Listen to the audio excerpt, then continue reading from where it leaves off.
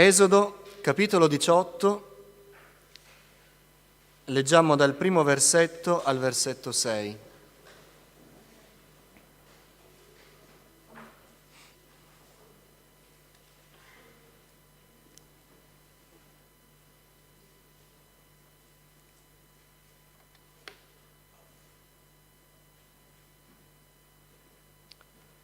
Esodo 18, dal primo versetto al versetto 6. Ietro, sacerdote di Madian, suocero di Mosè, udì tutto quello che Dio aveva fatto in favore di Mosè e di Israele, suo popolo, come il Signore aveva fatto uscire Israele dall'Egitto.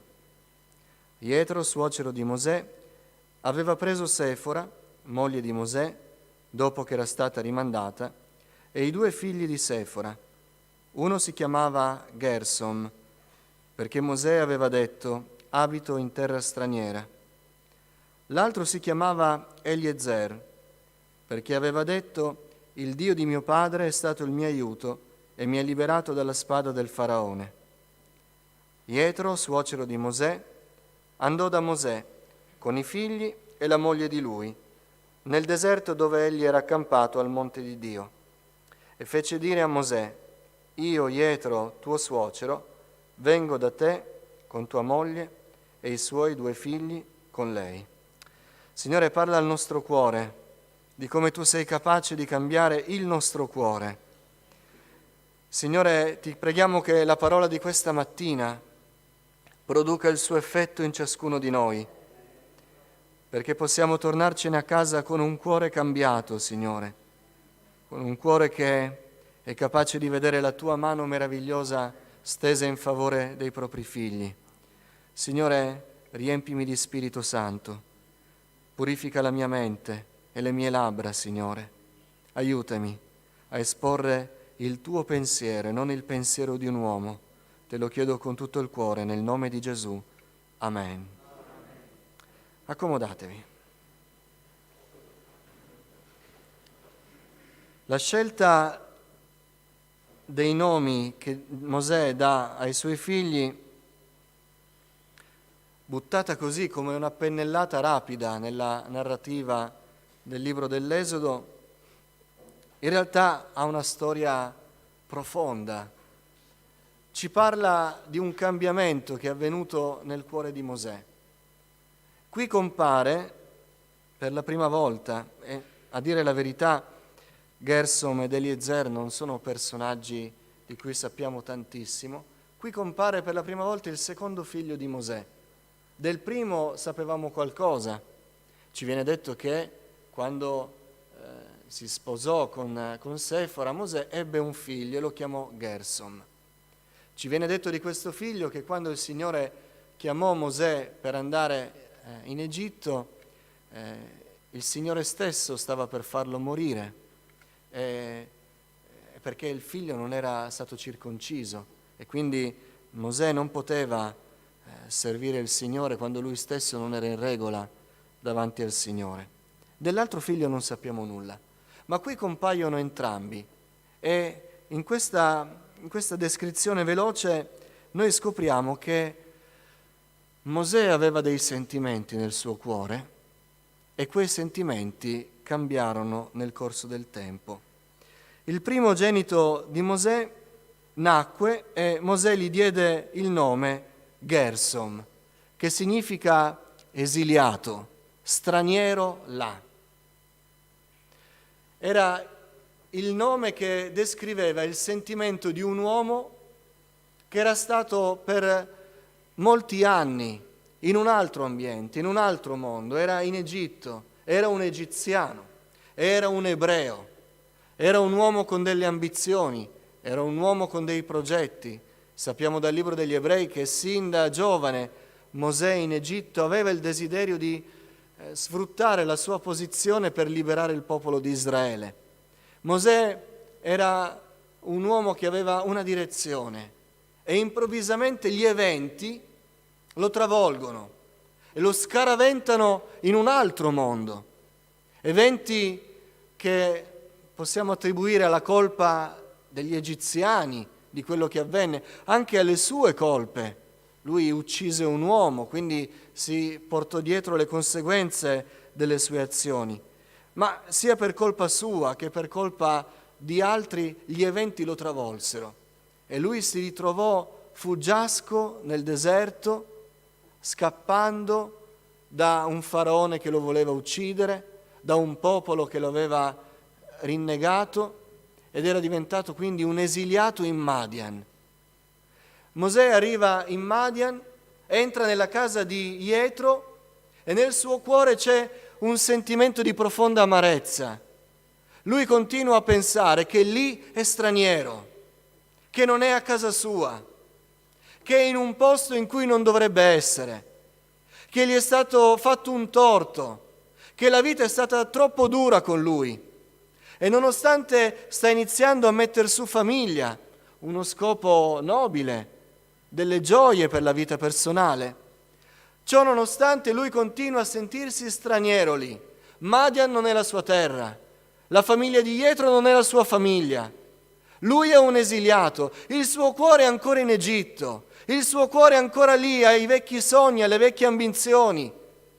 Lui è stato derubato, lui è stato ferito, lui è stato gettato via dal suo mondo, dalla sua cultura, dalle sue sicurezze e ora si trova straniero là, addolorato, amareggiato, si trova in Madian eppure si sente straniero, ha una moglie ma non sente che quella è la sua famiglia e nemmeno la gioia di un figlio è capace di togliere questo sentimento. Nemmeno quando nasce Gerson lui può dire: beh, tutto sommato ho ricominciato una vita, tutto sommato adesso ho moglie, ho figlio, ho una gioia, ho la mia famiglia, ho la mia casa, sto iniziando a costruire qualcosa per me. Nemmeno la nascita di Gerson gli cambia i sentimenti e lui appiccica un nome al suo primogenito, un nome che ricorderà per sempre questa fase della sua vita.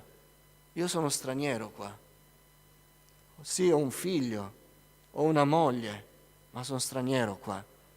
Sono lontano da ciò che amo, sono lontano dai progetti di Dio. Dio mi ha abbandonato, Dio mi ha lasciato. Quante volte capita a noi questo?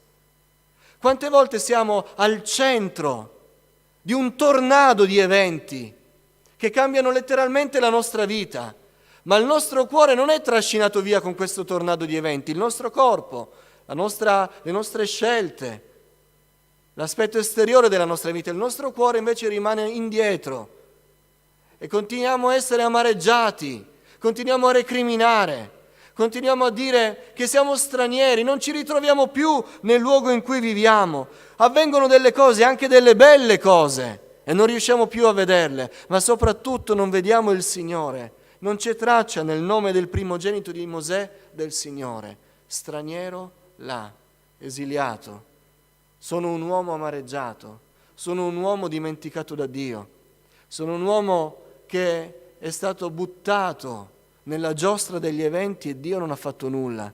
Dio mi ha abbandonato, Dio non si è preso cura di me.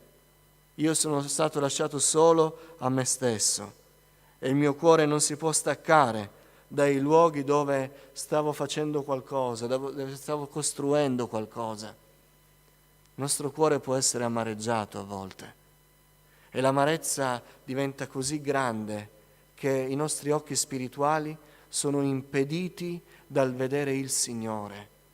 E tutto quello che possiamo dire è che ci troviamo spaesati, lontani da dove dovremmo essere, non ci sentiamo nel posto giusto, non ci sentiamo nella volontà di Dio. E siamo capaci anche di far cadere questo peso sulla nostra famiglia.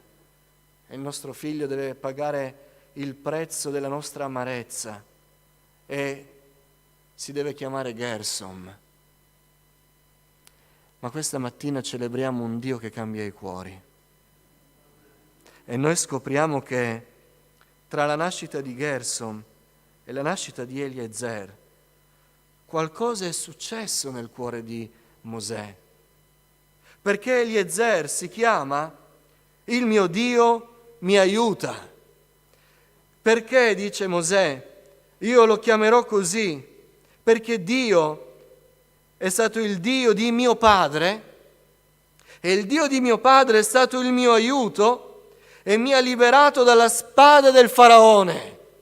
Il nome di Eliezer è tutto un altro nome, è tutta un'altra storia, è tutta un'altra dichiarazione. E che cosa è successo in mezzo? Quanti anni sono passati tra Gersom ed Eliezer? 2 anni? 5 anni? 10 anni? Non lo sappiamo.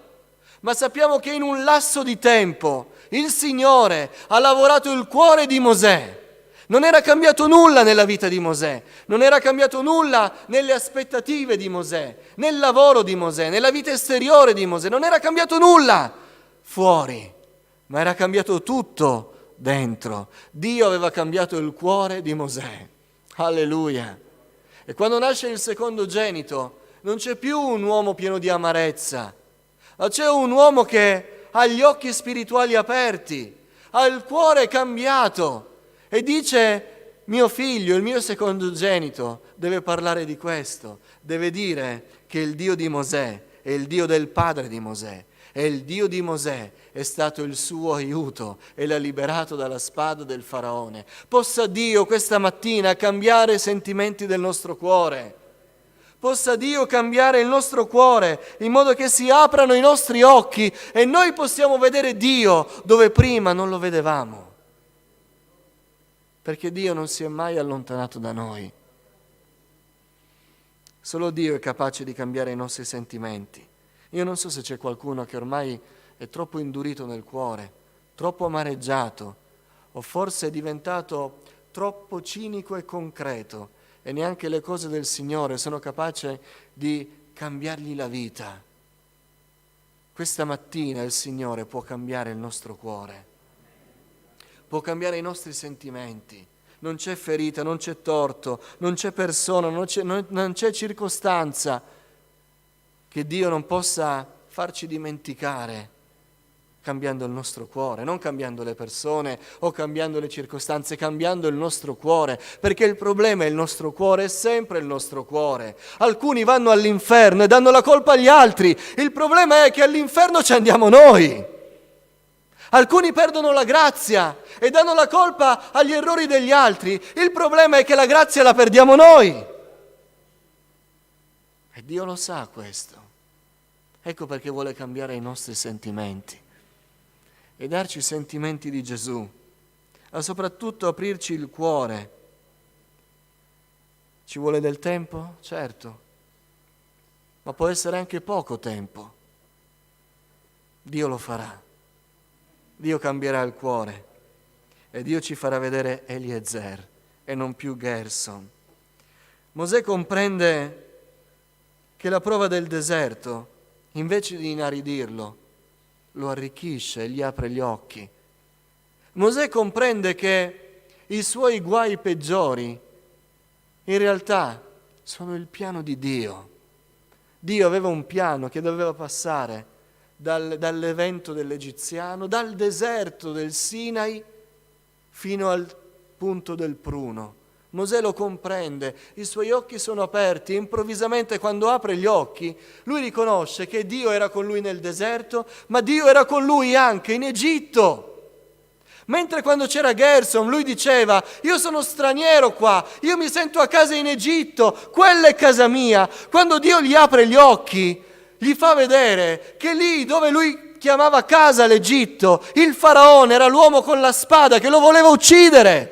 In Egitto c'era il suo pericolo, non c'era la sua casa. Ma lui aveva recriminato, aveva detto: no, quello di prima era il luogo che io pensavo fosse la volontà di Dio, ora mi trovo lontano dalla volontà di Dio. Invece Dio gli apre gli occhi e gli dice: no, io sono stato con te e ti ho protetto la vita. Io sono stato il tuo aiuto.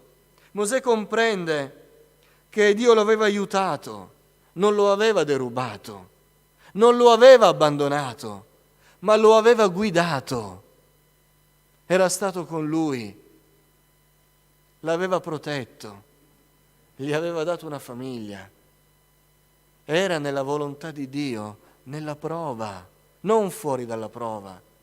Non scappando dalla prova avrebbe trovato il Signore, ma nella prova, resistendo nella prova, con gli occhi della fede aperti, avrebbe visto il Dio che non lascia e non abbandona.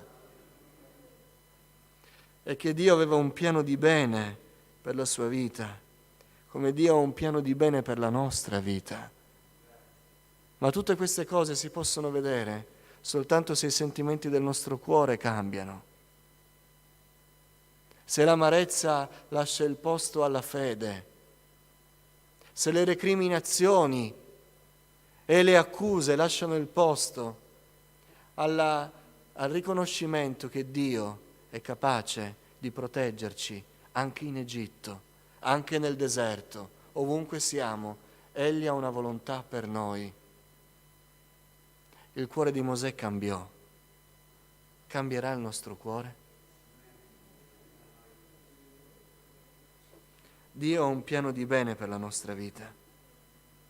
Dio vuole che noi riconosciamo che Lui è il nostro aiuto.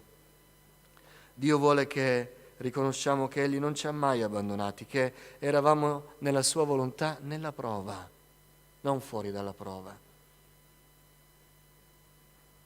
Ed Egli cambia i sentimenti. E quando Lui cambia i sentimenti ci fa vedere la Sua mano ovunque, ovunque. Un uomo che ha i sentimenti nella volontà di Dio non dice qui non c'è il Signore, vado altrove, ma vede Dio ovunque. Perché il nostro Dio è colui che è capace di far sorgere torrenti nel deserto, far fiorire il deserto. Non c'è luogo, non c'è prova, non c'è difficoltà nella quale Dio non sia capace di portarci avanti e mettere nel nostro cuore un buon sentimento. Ecco allora che tra Gersom ed Eliezer c'è un uomo nuovo, c'è un uomo con sentimenti nuovi. Alcuni vorrebbero servire il Signore, ma i sentimenti del loro cuore non sono cambiati. E quando non cambiano i sentimenti del cuore, servendo il Signore ci si inaridisce. Invece notate che il nome di Eliezer, che era applicato alla vita di Mosè, il Dio di mio padre è stato il mio aiuto e mi ha liberato dalla spada del faraone, ha cambiato i sentimenti del cuore di Mosè. E quando quei sentimenti sono cambiati, Dio può prendere la nostra vita ed estendere il beneficio che ha riversato su di noi agli altri. Perché mi sembra che il nome di Eliezer, che era il nome della storia di Mosè, è perfettamente applicabile alla storia di Israele, dal momento in cui Mosè arriverà in Egitto fino a quando uscirà dall'Egitto.